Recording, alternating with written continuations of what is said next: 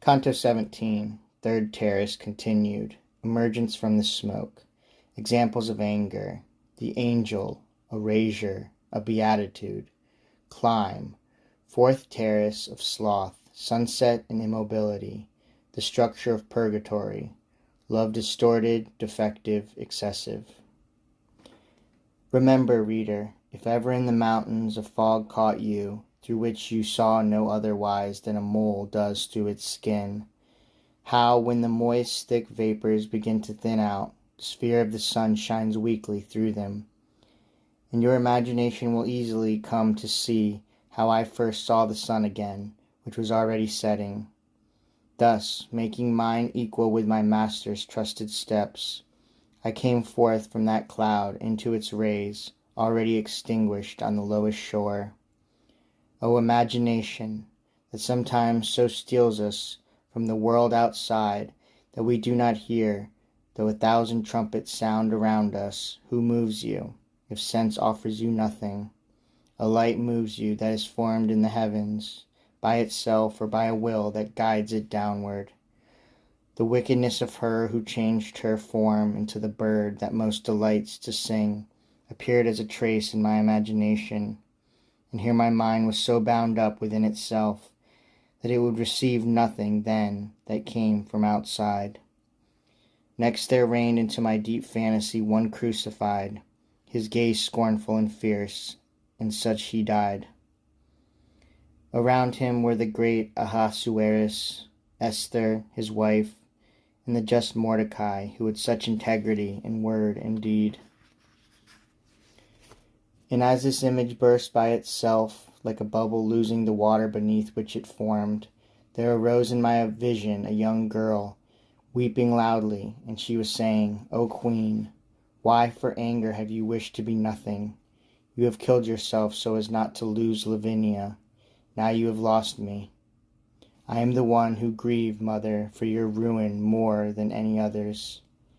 As sleep is shattered, when suddenly new light strikes our closed eyes, but wriggles as it breaks before it dies completely, so my imagining fell down as soon as the light struck my face, much greater than we are accustomed to.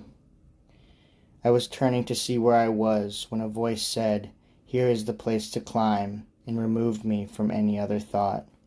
And it made my desire so eager to see who was speaking, that it will never rest until face to face. But as if at the sun, which weighs down our gaze and veils its shape with excess, so my power failed before him. This is a divine spirit who directs us to the way upward without being begged, and he hides himself within his own light. He treats us as one treats oneself, for whoever waits to be asked when he sees a need already maliciously prepares to refuse.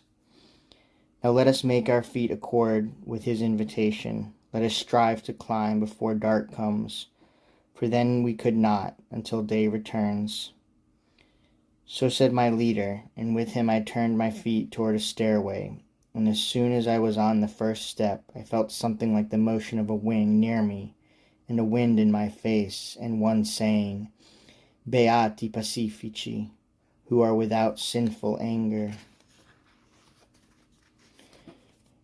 Already above us the last rays, those that night follows, had risen so far that the stars were appearing on many sides. O my strength, why do you disappear so? I was saying to myself, for I felt a truce imposed on all the power of my legs.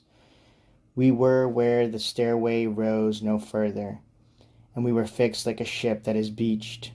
And I waited a little to see if I heard anything in the new circle. Then I turned to my master and said, My sweet father, say, what offense is purged in the circle where we are? Though our feet stand still, let not your speech do so. And he to me, the love of the good, falling short of what is right, is here restored. Here they ply and ply again the oar they did ill to slow. But that you may yet more clearly understand, turn your mind to me, and you will take some good fruit from our delay.